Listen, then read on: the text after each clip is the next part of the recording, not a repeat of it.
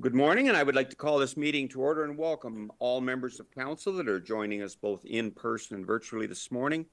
Welcome to all members of our staff that will provide us facts and information so we can make decisions in the best interest of the Corporation of ACW and all of our permanent and seasonal residents. Welcome also to all members of the public joining us this morning, guests Chad Richards and the media. Meetings of council are live streamed on the township's official website in accordance with the live streaming and virtual participation of meetings policy.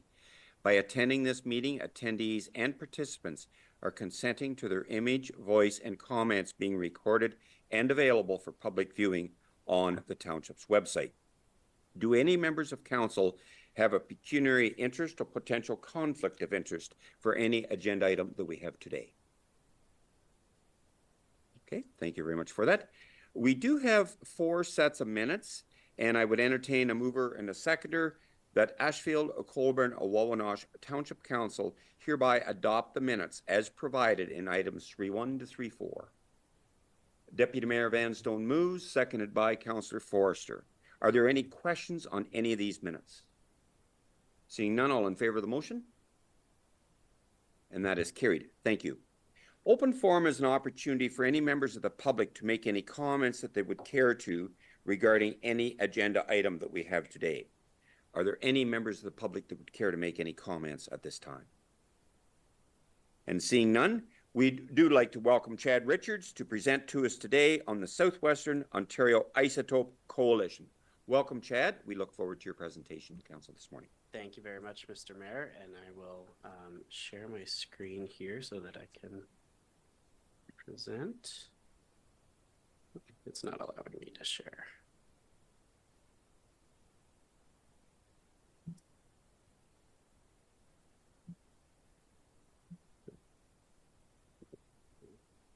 The host isn't allowing multiple presenter sharing for this webinar. There we go. That's looking better.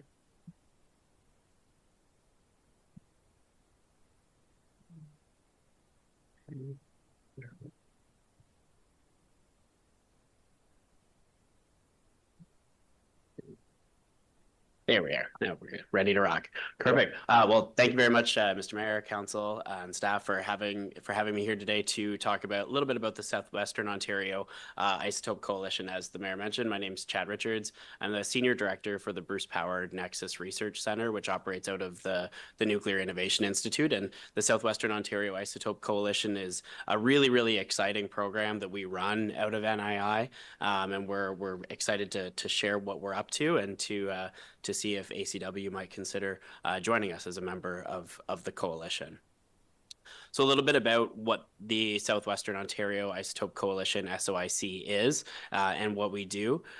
We are a coalition of partner organizations from across the Southwestern Ontario region that have really come together to recognize the importance of Canada's role, and in particular the Southwestern Ontario region's role when it comes to the growing field of medical isotopes and the growth that we're seeing in that sector.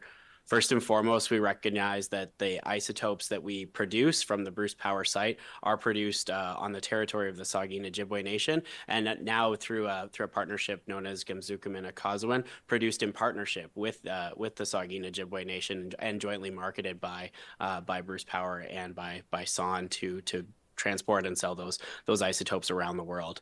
We really recognize that our region is full of diverse companies that are active in the isotope space, and we have a really supportive network of municipal governments across the region that are united behind the growing medical isotope sector that we're seeing, and we're interested in working together and collaborating to both expand medical isotope production, medical isotope processing, medical research and application of medical isotopes going forward, and also tackling challenges on the horizon, and I'll get to some of those down the road.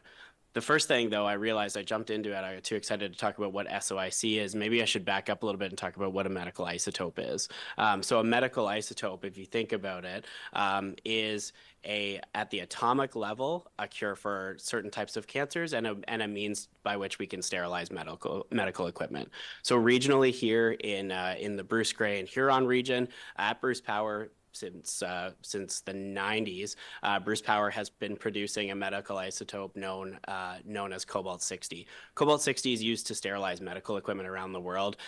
Basically, a cobalt harvest happens when material cobalt-59 goes into the reactor. It is irradiated for the period of time that it needs to be irradiated in the reactor and comes out during outages. Then that isotope is used to sterilize medical equipment around the world. So 40% of the world's once used medical devices are sterilized using cobalt-60. It's a really, really incredible product.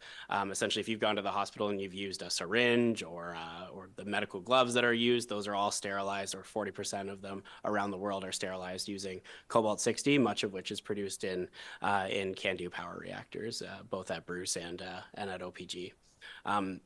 Additionally, most recently, with the new advances in production system capacity, Bruce Power has been producing an isotope known as lutetium-177. Now, lutetium-177, the best way to think about it is a heat-seeking missile for certain types of neuroendocrine tumors and prostate cancers.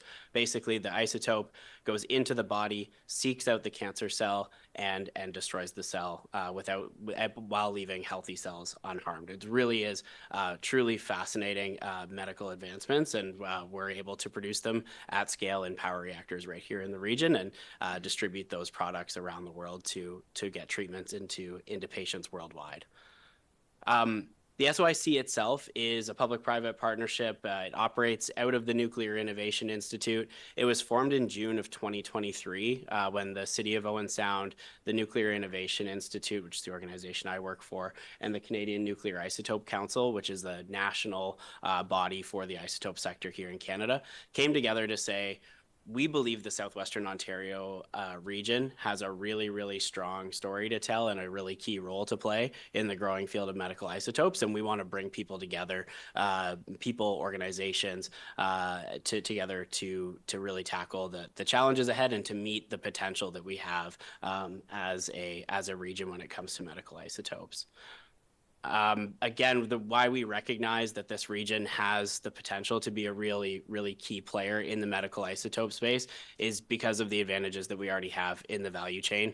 Our region's already home to one of the world's largest sources of production of medical isotopes in the Bruce Power site. As I mentioned, cobalt harvests have been happening for years at the Bruce Power site, and with new advancements like the isotope production system, which is now producing lutetium-177, we're seeing just massive potential as more of those systems are installed on additional units. Massive potential to grow not only the number of isotopes that are being produced at site, but the types of isotopes that are being produced at site. It's really the sky's the limit when it comes to the potential for isotope capacity at the Bruce Power site. And one of the things that we have seen, particularly on the nuclear side, with respect to local economic development, is a truly regionally collaborative approach. When the major component replacement project at Bruce Power began back in 2016, Bruce Power put an emphasis on ensuring that work that was going to be done by businesses on the major component replacement must be done by businesses who had a local presence in the region. It wasn't a system wherein businesses would be located primarily in Toronto, come up and do the work and then take that revenue back home. Was not a model that we were looking to employ, and we wanted to ensure that the local regions and the local municipalities that surround the site were the first to capitalize on the opportunities from that massive spend happening at Bruce Power. And similarly with the isotope story, we're hoping to take a similar approach. We want to rise above the traditional municipal boundaries that sometimes can get in the way of progress and really take a fully regional viewpoint to the opportunity that we have here. So we want to capitalize on the partnerships that can be created by rising above the boundaries that so often define us, and by raising awareness for future demand and the role of the Southwestern Ontario region when it comes to meeting that demand going forward. The coalition, it really centers a lot of its work in tackling 5 barriers that were identified by the Canadian Nuclear Isotope Council's Isotopes for Hope report. Back in 2023, I mentioned that's when the SOIC was formed. It really came out of a level of ambition that was identified in CNIC, the Canadian Nuclear Isotope Council's. Apologies if I use acronyms, with the nuclear sector's notorious for a lengthy line of acronyms. But the CNIC's Isotopes for Hope report identified a national ambition for Canada to double the isotope capacity that we currently have by the year 2030. It's an incredible level of ambition, and we believe again that our region can be a key player in meeting that ambition. But there are inevitably, as there are with everything, there are challenges to get it for us to get there. And SOIC was formed out of again that level of ambition identified by CNIC and the barriers that were also identified. So looking at ways that we can collectively tackle these barriers. Those things include things like infrastructure, logistics, market adoption, global economics, and labor and training, which I know is on everybody's mind today when it comes to the infrastructure that we'll need going forward. On infrastructure, we're already seeing progress in this space. The SOIC, as I mentioned, has been active since 2023, and just recently, literally only a week and a half ago, we saw Bruce Power and Isogen, which is a joint venture between Framatome and Connectrix, two supplier companies, make an announcement of an investment in the region to build a hot cell, which is essentially a way to process or to do the first step of processing when the lutetium isotopes come out of the reactor. So we're seeing already investments in our region when it comes to additional processing capacity and tackling some of those infrastructure challenges that might hold us back from meeting the level of demand that we're looking to achieve in the CNIC's Isotopes for Hope report. And for the coalition's role in all of this, again, we have been collecting a really impressive number of partners in the coalition since 2023. We've been really active, meeting with municipalities like yourselves to really get a truly regional and cross county representation on the coalition. We also have different types of partners, including academic institutions. So Western University just came on, for instance, as a partner, which is really great. We're extending even further down into the Southwestern Ontario region to bring in some of our academic partners and add to that bench strength, which already includes organizations like Georgian College. And we're looking at how we can build up an isotope workforce here regionally. It also includes research institutions. So the Gateway Center for Rural Health is a partner in the SOIC and a very active partner. We're happy to have them on board. And we also have a number of medical organizations and hospitals that have already joined on to the SOIC to look at the next phase of what we can do with, yes, we're good at producing and potentially processing isotopes, but what does the use of medical isotopes look like in a rural setting? How can we ensure that these really cutting edge treatments can be offered here locally to residents of our region? So we're really excited about what's ahead.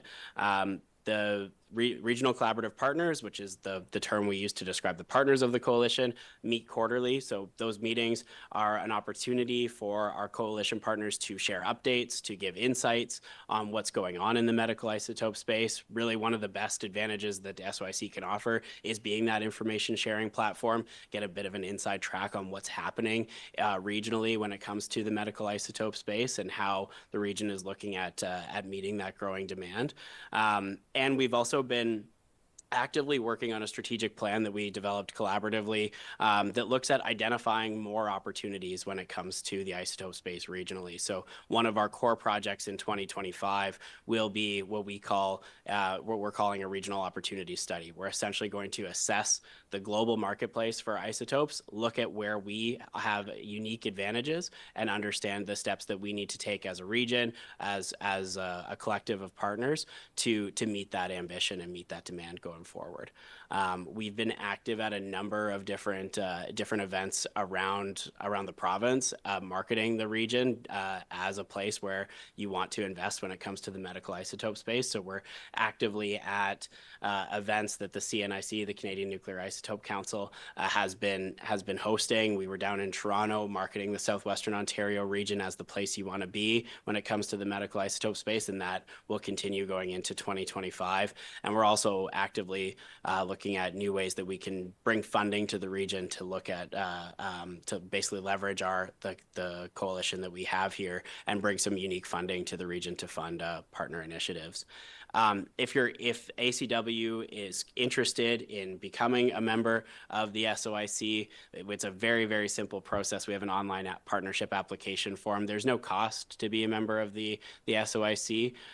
Again, just fill out the online application form, and we will proceed with an onboarding meeting should that be the decision of council. And maybe what I'll just close on a bit of an optimistic note. I inevitably have to be optimistic about Canada's role when it comes to medical innovation. When I was 24 years old, I started losing an incredible amount of weight, didn't know what was wrong, was thirsty all the time, and it turns out I was diagnosed with type 1 diabetes. I was completely out of nowhere. But at my first medical appointment, I was injected with a product called insulin and immediately solved a lot of the challenges that I was facing. I am now insulin dependent, but I can live a normal life. And that came out of Canadian innovation in medicine. Insulin is a uniquely Canadian product. It came out of Dr. Banting and Dr. Best, partnering with the University of Toronto, partnering with different organizations around from across Canada to really advance a product that tackled literally a life-ending disease at the time. So I'm really, really optimistic about what Canada and what Southwestern Ontario can do when it comes to innovations in the medical isotope space, and hope that you'll join us on our journey. So with that, I'm happy to answer any questions about next steps or about the SOIC in general. Thank you, Mr. Mayor. Thank you very much, Chad, for that presentation to us, and it has such positive opportunities going forward. I'm going to go first to Councillor Miltenberg for a question or comment, please. Yeah, thank you for your presentation. It sounds wonderful, actually. I have some questions about the nuts and bolts of it, because it sounds like ACW could be interested in filling your online partnership thing, whatever, which makes me wonder, regional collaborative partners, it sounds like you have a lot and you have quarterly meetings. So is that like a free-for-all, or do you have like a, that sounds like way too many people at a meeting that I would want to be at to be through. So how does it actually work, and would we be as an observer, since we aren't bringing medical things, or how explain a little more about that? Thanks for the question. Chad, please. Yep, absolutely. Through you, Mr. Mayor. Absolutely. We do have a lot of partners. I will say our staff at NII who work on SOIC are incredibly organized and run very, very efficient meetings of the regional collaborative partners. So it is not a free-for-all. We come to each meeting with a full agenda package. It actually feels quite similar to a council meeting. We have chairs of the SOIC. Our chairs include James Scognac as the chair of the Canadian Nuclear Isotope Council, Mayor Ian Boddy from the City of Owen Sound, Jessica Linthorne, who is the NII's president and CEO, and Theron Solomon, who's a councillor with NAWASH. Our co-chairs will identify a chair for the meeting, and again, our meetings feel very similar to a council meeting. Staff prepare reports on updates on projects that the coalition has been working on, and they run very, very smoothly and efficiently. I'll say we have a quarterly meeting coming up, and just looking at the reports, it often runs like clockwork at our meetings. And the value of those meetings, as I mentioned, is really the opportunity for partners to share information. We try to identify the partners that we know are working on specific things that will be of interest to the coalition, and they often give an opening presentation to update the rest of the coalition partners on what they're working on and what would be of interest. To the question of whether ACW would be an observer, should ACW join as a regional collaborative partner, you would be a full partner with voting rights on initiatives that the SOIC is working on. We have a terms of reference that I can certainly circulate as council considers becoming a partner, and we abide by our terms and run very, very effective and efficient meetings. Yeah. I can attest to that as being a part of that on behalf of Huron County. Well done. Please continue, Councillor Mittenberg. So I guess, and that's my question. Again, I think it all sounds very worthwhile. Huron County is involved. Is it worthwhile tell me why ACW as a lower tier would want to be involved? And I'm not saying I don't want to be, I'm just wondering.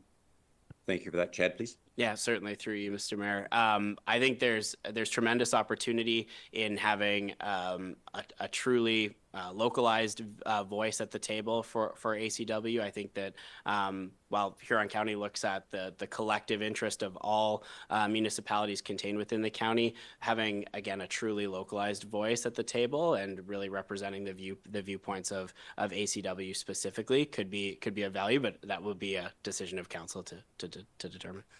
Just before I go back to you, and the town of Goderich, I believe, is also a member. Is that correct or not? That is correct, Mr. Mayor. Town of Okay, Goderich. Councillor Miltenberg, please. Well, I'd be happy to support joining the collaborative as ACW. I'm not sure the process going forward, Mr. Mayor. Okay, thank you for that. Deputy Mayor, please. Hi, thank you, Mr. Mayor. This might be an unfair question, but because we are fairly close to the point, but not real close, and we do have a large airport here, what do you see in the future as potential for us to be involved and maybe, I don't know, maybe have a depot or something?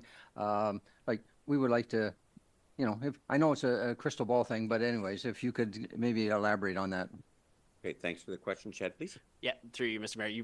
You preempted what I was going to say. I was gonna say I don't have a crystal ball, but certainly one of the things, as I mentioned, the barriers that the CNIC report outlined was logistics with transporting medical isotopes to and from where they need to go.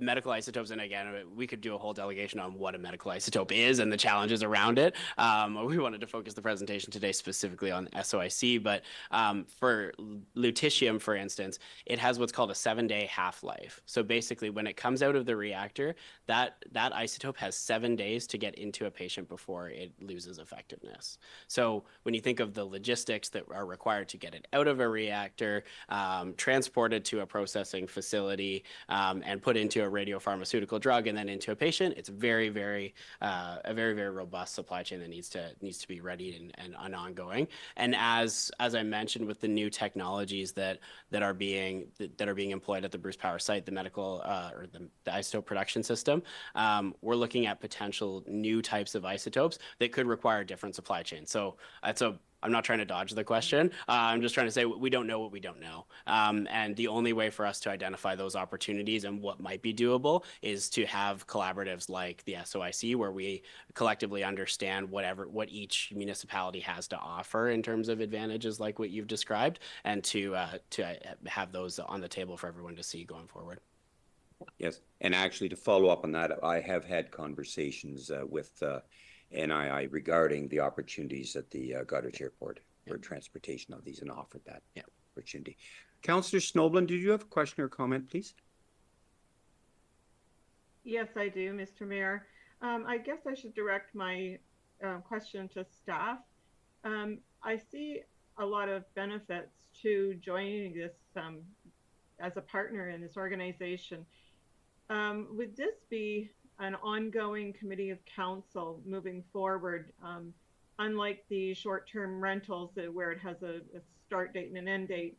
It would be like any other committee of council where there basically is no end date, it just goes on. Is that correct? Thank you for the question. Staff, please. Clerk? So Anita, it would be treated kind of like a CHIP membership or any of the other organizations where council is requested to take part. And so a member would be appointed by means of the appointment bylaw, and they would attend regularly, report back to council and such. So yes, in the same manner. Thank you very much. And may I ask another question? Please. Let me grab my train of thought here. So let me gather my thoughts. I'll ask the question again. Okay, thank you. Any other questions or comments from council? So, okay, Councillor Snoblin, please. It just came to me. I have a moment sometimes. I don't know what it is. As far as the terms of reference to staff again, as much as we see the benefit of this and that some other partners such as the county are involved in this, would it be prudent for council to review the terms of reference before making a motion to go ahead and join this organization, if we decided to do that? Okay, clerk, please. So my suggested course of process from this point is that council express, by a show of hands, interest in joining the coalition. Staff will go ahead and register the township online. We will receive the term of reference. We'll bring it back to council for a review, a discussion, and if you decide collectively to join the organization, then we will proceed as such. Thank you very much. I appreciate that clarification. Okay, thank you. So the sentiment has been that it would we should ask staff to pursue membership of the Southwestern Ontario Isotope Coalition. And you have a question or comment, please, Councillor Forster? Just had a train of thought like Anina. So how many like rural municipalities are part of this? Thanks for the question. Chad, please. Yep. Through you, Mr. Mayor. We've been adding quite a few lately. I would say we certainly have representation from all three county level governments. And then with respect to in Bruce Grey and Huron County, I should say. And then we have representation, I would say approximately between 7 to 10 lower tier municipalities that have also joined, as well as the Western Ontario Wardens Caucus has joined us as a partner. Okay, thanks. And the growth is ongoing. Yeah. So there's been a sentiment. I'm going to ask for a show of hands for staff to bring back to a future meeting the opportunity to join the Southwestern Ontario Isotope Coalition. I'll ask for a show of hands if we're in support of that. And that is supported by council. Thank you very much. And thank you very much, Chad, for your presentation to us this morning. And isotope treatments for cancer is so great. Thank you for what you're doing.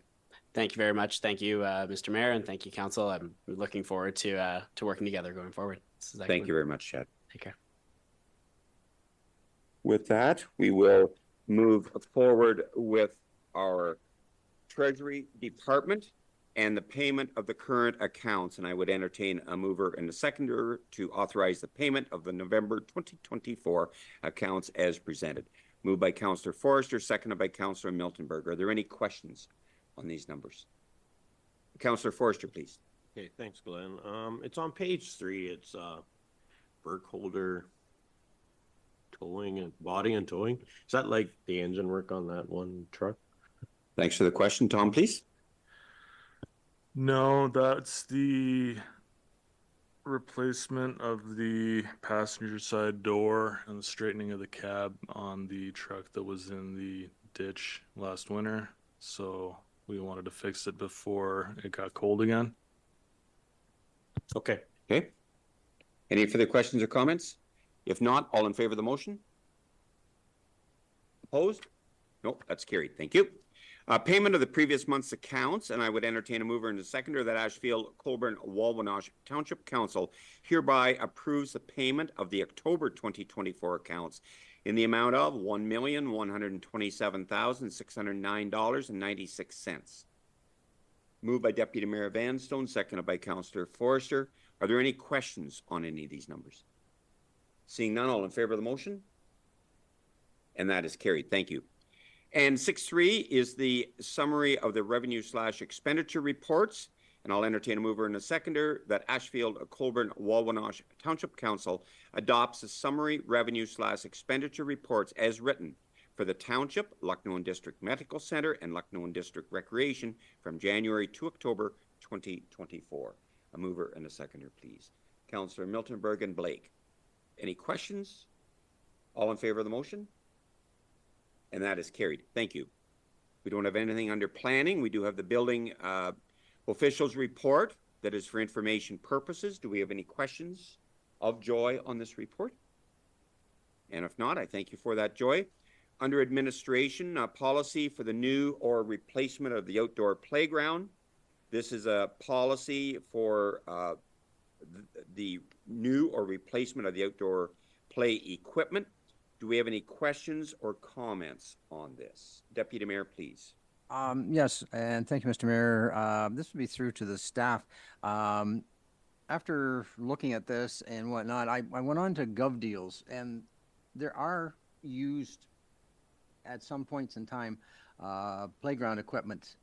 Would they fall into this, or would that not be allowed in this? I didn't see it in this policy, so, but it was bought, as a government or as a school or as something like that. So anyways, that's just my question. Thank you. Thank you for that. Clerk, please. So as a municipality under the Ontario Disabilities Accessibility Act, we are required to install new play equipment or play equipment that is accessible and that has an accessible standard. So it all depends on what is for sale and whether or not it would, you know, meet the standard and the criteria of the act. Okay, thank you for that. Councillor Miltenberg, please. So I think that this was an adequate policy from where we are, but I think going forward, it might be prudent to add something to it at the very least that we take into consideration our Parks and Recreation thing, whatever, what was that called? The study something. Yeah, exactly. So you're kind of thinking, what about amending the policy to reflect the concept of the plans parks that we received? Is that kind of what you're thinking?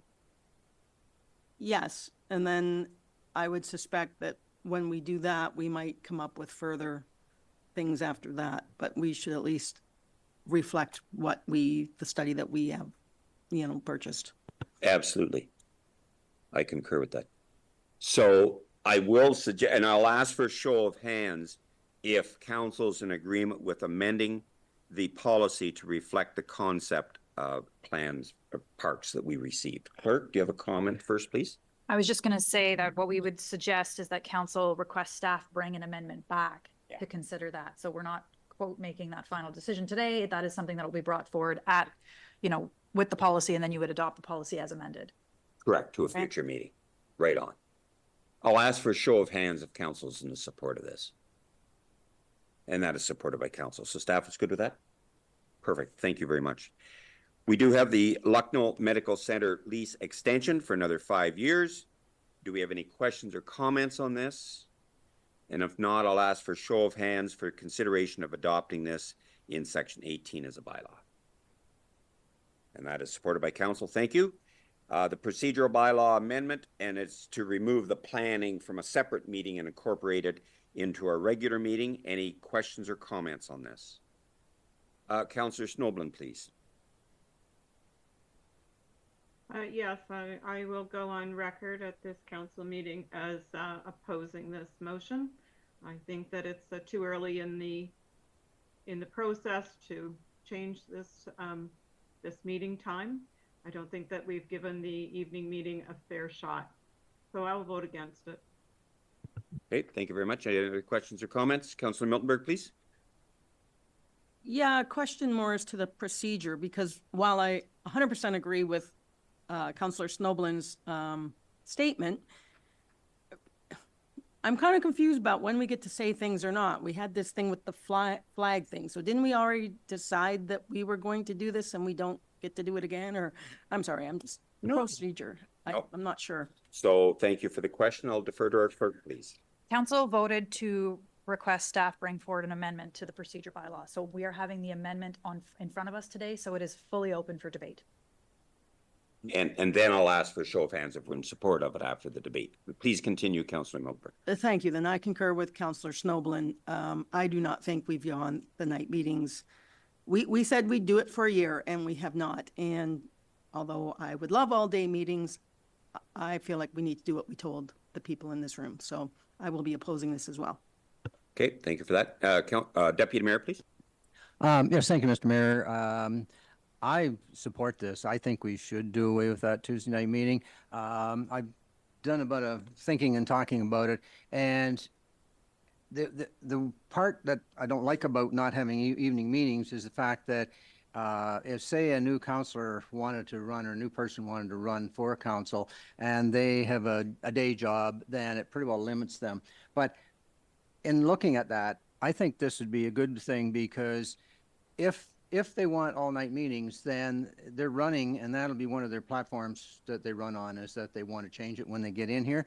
And so let the people decide. And so I agree. I think we should do away with this meeting, try to save some money for the township. And so anyways, that's the way I'll be voting. Thank you. Okay, thank you very much for that. Councillor Forrester and then Snoblin, please. Yeah, thanks, Glenn. I'm just curious, when is this like trial period? When is it over? Or I thought it was a year ago, but I'm not sure either. Thank you. Okay, I'll defer to our CAO, please. I was just thinking that myself when it was, and it must be very close to that 1 year. So I'd have to have staff do some research maybe before it's found it. Okay, I'll defer to our clerk, maybe, please. My memory is good but short. I believe it was the November 5th meeting that council passed the procedure bylaw to confirm council meetings of planning on a Tuesday. Yes. You're good to that. Oh, please continue, Councillor Forster. So can we ask for whatever we wanted and then defer this to the next meeting, or how does that all work? Could we do that? Well, I don't know what everybody else's thoughts are If on that. council wants to defer it, you have the absolute right to do that. But we're still gonna have to have a December one, right? Yeah. If we okay. have a, yes. Okay, thank you. My understanding, and please correct me, staff, that if we pass this, it would become effective for January of 25 and not until then. Is that correct? Staff concur. Yes, that's correct. Okay, thank you. Councillor Snowden, please. Thank you, Mr. Mayor. Just in response to Deputy Mayor Vanstone's comments about his reasoning, I would, argue that changing these night meetings just so that it accommodates somebody who may or may not want to run in the next election is the wrong reason for changing a meeting time. I think that we have to listen to what people had told us. They told us at the Meet the Candidate nights in the last election that they wanted night meetings. We conciliated by offering daytime and nighttime meetings being in planning. I think it's a good balance. I'm not totally in favor of night meetings either, but I am in favor of listening to what people want. And if that's what they want, then that's what we should, honor them by giving it to them. As I said, making a decision based on whether some person in our township may or may not want to run in the next election is the wrong reason for changing a policy. Okay, thank you for that. And I'm just going to make a comment. I think the sentiment, by my memory from Councillor Hickey bringing this forward, was the length of our planning meetings at night, and it could be incorporated into the day meeting. I believe that was the sentiment. However, I'm going to go to Councillor Miltenberg and then Deputy Mayor, please. Thank you. And while I agree with some amounts of what everybody said, I'm just going to tell you, and if I'm repeating you, then that's the part I agreed with you on. I agree with Councillor Snowball about what people said they wanted during the election cycle. Having said that, unless it's open forum, they don't have a chance to speak anyway. It's live streamed. They can watch it at any time if they'd like to be informed, which is why they want to be at the meeting, presumably. And for me, the least effective way to tell me what you want is open forum, because that gives me no time to think about it. I've had people call me at home or email me, and it works a lot better for me because then I think about what you said and I maybe look up facts and stuff. So that's why I think that daytime meetings are more effective. We did say we'd try it for a year. I'm happy that we're close enough to a year, but we were also going to look at how it worked for that year, and we actually haven't done that. We just did it. I mean, anecdotally, I can say I don't think too many people came to night meetings, but I'm often reluctant to go with my memory as opposed to facts. Okay, thank you for that. And just before I go to the clerk, probably the planning meetings are attended by those that are involved in that particular situation. Clerk, please. We just confirmed that November 21st of last year was when the procedural bylaw. So technically, this is the meeting where that 1 year is up. So, in a roundabout way, here we are. And it would not become effective until the 1st of January 25. Yes. This change, if. But we for approve it. my point is that for the purpose of reviewing the meetings after 1 year, We're there. we're there, aside from the fact that there's no formal report to, give us any statistics. But the conversation is still being had at this point. Right. CAO, then Deputy Mayor, please. I was going to say the same thing, Florence, and I think it was November 21st, 2023, when 2023 was passed. However, if council wants us to bring back a formal report indicating that it was amended at that time, and then it gives council an extra 2 weeks to think about it and think about the pros and cons and make a decision the next meeting, I'm comfortable with that. Keeping in mind that if we did make this change, it doesn't happen till January 1st anyway. Right on. Deputy Mayor and then Councillor Snowden. Yes, thank you. I'd just like to inform Councillor Snowblin that she didn't hear what I said. So anyhow, that is, I don't know where she came up with that idea. But anyhow, I would like to see this deferred and the staff give us some input, and then we can make a better decision at the next meeting. Thank you. Okay, thank you. Councillor Snowden, please. I was going to concur with Deputy Mayor that we should have a formal review from staff. Okay, so the sentiment I'm hearing is that we're going to ask staff we're going to defer this from today and ask staff to bring back a report. Is that the sentiment of council? And I'll ask for a show of hands if that is correct. And that is supported by council. Staff good with that? Thank you. Perfect, thank you. Councillor remuneration under 9.4. We have discussed this previously. Any comments on this? And if not, I'll ask for a show of hands if we're in support to consider this as a bylaw in section 18. Opposed? And that is carried. Thank you. Water Department, that is for from Veolia. It is for information purposes. Any questions or comments on this? Not. There's nothing under drainage. We do have the Public Works Department, and that is the Good Roads Ontario Rural Safety Program. And this is a follow-up from a previous meeting, and we do have a resolution for this. So I will ask for a mover and a seconder for the resolution as printed, and I'm not going to read it. And that is moved by Councillor Miltenberg, seconded by Councillor Forrester. Is there any discussion on this? We see where the letters will be sent. All in favor of the motion? And that is carried. Thank you.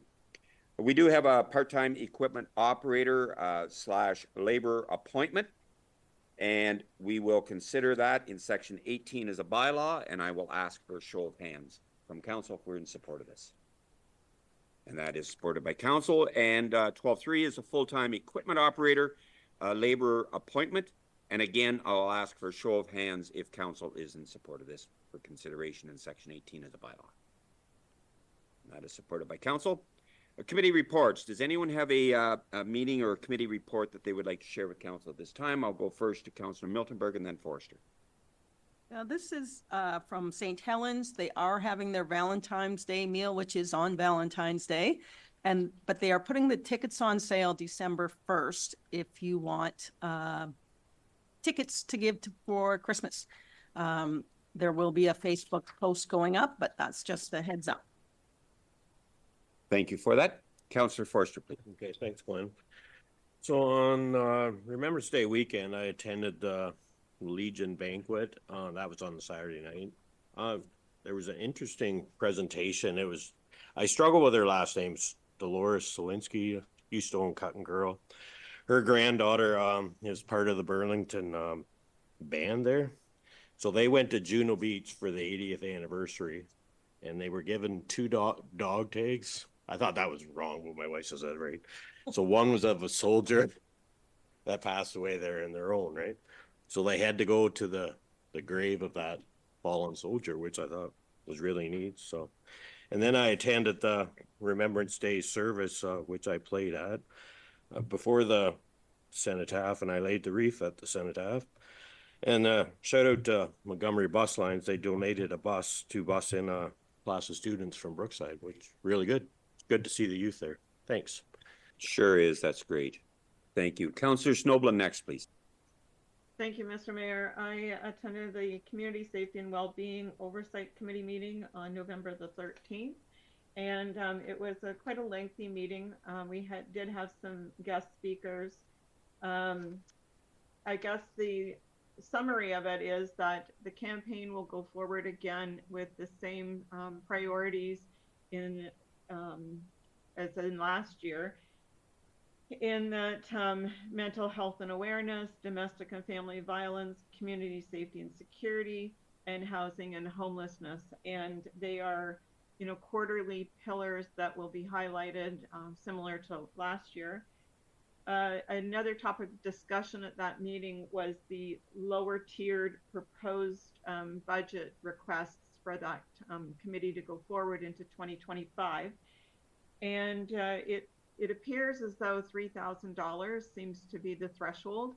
The committee is hopeful that each lower tier will contribute $3,000 towards the ongoing projects and initiatives of the mandated committee. However, they will accept any amounts larger. They wanted me to make sure I mentioned that. There's two co-chairs, Michaela Johnson and Stacy, the name escapes me, from South Huron, and they were part of a panel in Oxford County, and they came back with a lot of great ideas and support from Oxford County. And Oxford County and many other people that attended that forum were very impressed with our plan and how far our plan has advanced comparatively to other municipalities. I credit Stacy and Michaela for doing the yeoman's work on that. They've been extremely diligent about moving forward and ensuring that the campaigns are highlighted and shared amongst the lower tier as well as with the county. Some of the new things that they hope to go forward with in 2025 as part of our $3,000 commitment would be adding into the advertising, I guess, for lack of a better word, of the 4 pillars, is doing more videos. It seems as though that seems to capture people's attention more, as well as the same signage and brochures and presence that they have at different events, like the multicultural events and the plowing match and different events throughout the county. We'll go forward with oversight committee meetings every second month for the year 2025. And there'll be an indicator review done that will go to the province probably around July. And again, like I said, this committee, due to the work of Michaela and Stacy, has really advanced. And I'm very proud to be part of this committee and proud to be part of the progress that has been established through this committee. I'd be happy to answer any questions. Thank you very much for that comprehensive report, Councillor Schnoebelen. Any questions from council? Councillor Miltenberg, please. Anita, thanks for all of that. So is this going to be, like, there's no end to this committee then? So it's going to be like an ongoing, because it's a fairly new committee, right? And so it's there, you've done the terms of reference and you're kind of finding your feet, and then it will be an ongoing at areas determined by the sitting board. Is that how it's going to work? Thanks for the question. Councillor Schnoebelen, please. Yes, thank you, Mr. Mayor. And if the clerk needs to correct me if I've made any mistakes in my comment to Councillor Miltenberg, this is a mandated committee through the province, and it is to support the mental health and police services that I guess when there's a call out, this committee is part of, helping to establish the groundwork to help police and mental health workers through the different pillars, as I said, through family and domestic violence and homelessness and housing, mental health issues, that sort of thing. And it brings awareness and helps those people that are on the ground working with under these priorities. If the clerk has anything to add to that, I maybe am not very eloquent at stating all of that. Okay, thank you for that. Clerk, anything additional, please? Yeah, Councillor Schnoebelen, you definitely have it. The only thing I would add is that the major reason why it was established is because there was a very big disconnect between the organizations and their effectiveness in addressing issues like acutely. So this committee was established to make sure that all of the stakeholders are put together in the same room so that we don't duplicate services unnecessarily. It's a great idea to eliminate duplication. Councillor Miltenberg, please. I think it's a great idea. It just begs the question, if it was mandated by the province, do they not give us money for it? I mean. 1 out of 2. Clerk, please. Or Councillor Snoblin. Well, that was discussed at length. Yes, it is a mandated committee, but there is no funding from the province. It is completely funded by the lower tiers. Okay, thank you for that clarification. Thank you. Okay, thanks very much for that. Any other reports? If not, I would like to just comment that I did lay a wreath in Goderich on behalf of ACW at the Cenotaph also.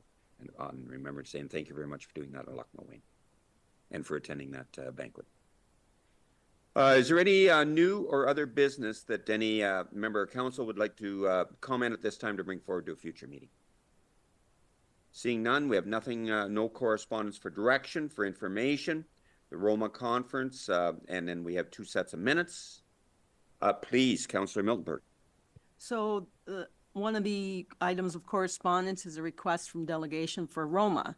I mentioned this at the last meeting. I'm not going to Roma, but I do think we should continue to make delegations, specifically still with the short-term rentals and the aggregates. Now, the short-term rentals, I would be happy to work on these, but I'm not going. I feel like we should continue to point out to the province, it was probably their role, not ours, to set up some best practice and some standards and point out all the work that we're doing locally, but it would be great to have some guidance from the top. And as far as the aggregates, I don't really know. I am signed up for a Zoom meeting this Thursday about how Caledon reformed the gravel, their gravel industry. And it is put on by the Reform Gravel Mining Coalition, which is kind of, let's just say I fact-checked every information that everyone gives me, and they did send something before the last, my last delegation at AMO, and I handed that over to the province and said, it's your job to fact-check that, not mine, right? But I know from the report that the province put out itself that there is reform needed in this industry. Okay, thank you. So we will resume our meeting. And I believe, Councillor Blake, you had a comment that you were making. Is that correct? No, I was just raising the issue about the audio. Oh, okay. Well, thank you for that, Councillor Blake. Thank you. Okay, so do we have any further discussion on correspondence? We have been contacted, our staff have been contacted regarding a delegation or presentation to come to council on aggregates. I'll follow up, Councillor Miltenberg, on that. Don't touch my... Sorry. I'm content to wait until after that, and if we want to conclude, we still have the good roads one. I'm content to wait till good roads. Okay. Thank you. So anything else on correspondence for information? Not, I'd like to continue on the Roma conference. Councillors Forster, Hickey, and myself are registered for that, and I've been registered for OGRA. We'll move on to the bylaws. Okay to go around the room with everyone? And so we'll start with the bylaw 18.1. That is the extension agreement for the Lucknow Medical Center, moved by Deputy Mayor Vanstone, seconded by Councillor Snoblin. The leave be given to introduce bylaw number 77-2024. Being a bylaw to authorize the execution of a lease extension agreement between the Corporation of the Township of Ashfield-Colborne-Wawanosh, the Corporation of the Township of Huron-Kinloss, Dr. Sean Henderson and Dr. Justin Puntillo for the Lucknow Medical Center, and that now be read severally a first, second, and third time, and finally passed this 19th day of November 2024. All in favor of this motion? And that is carried. The appointment of the equipment operator would be moved by Councillor Hickey, seconded by Councillor Miltenberg.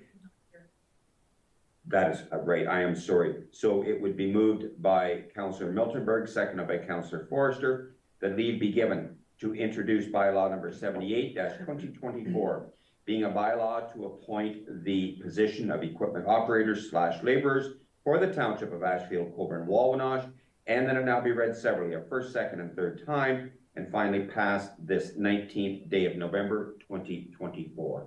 All in favor of this motion? That is carried. And the council remuneration is moved by Councillor Forrester, seconded by Councillor Miltenberg, that leave be given to introduce bylaw number 80-2024, being a bylaw to establish remuneration rates for the members of council for the corporation of the Township of Ashfield-Colborne-Wawanosh, and then it now be read separately, a first, second, and third time, and finally pass this 19th day of November 2024. All in favor of the motion? Opposed? And that is carried. Thank you. We do not have a closed session or need to report out. It would be moved by Councillor Blake, seconded by Councillor Forrester, for the confirmatory bylaw that leave be given to introduce bylaw number 81-2024, being a bylaw to confirm the proceedings of the Township of Ashfield-Colborne-Wawanosh Council meeting held on November 19th, 2024, and then it now be read separately, a first, second, and third time, and finally pass this 19th day of November 2024. All in favor of this motion? And the adjournment would be moved by Councillor Snoblin, seconded by Deputy Mayor Councillor Snoblin, seconded by Deputy Mayor Vanstone, that Ashfield-Colborne-Wawanosh Township Council does now adjourn to meet again on December 3rd, 2024 at 9 a.m. or the call of the mayor. All in favor of this motion? And that is carried. Thank you very much to all members of council and our staff for all the efforts this morning. Meeting is adjourned. Bye, everybody. Have a good day. Bye. Bye.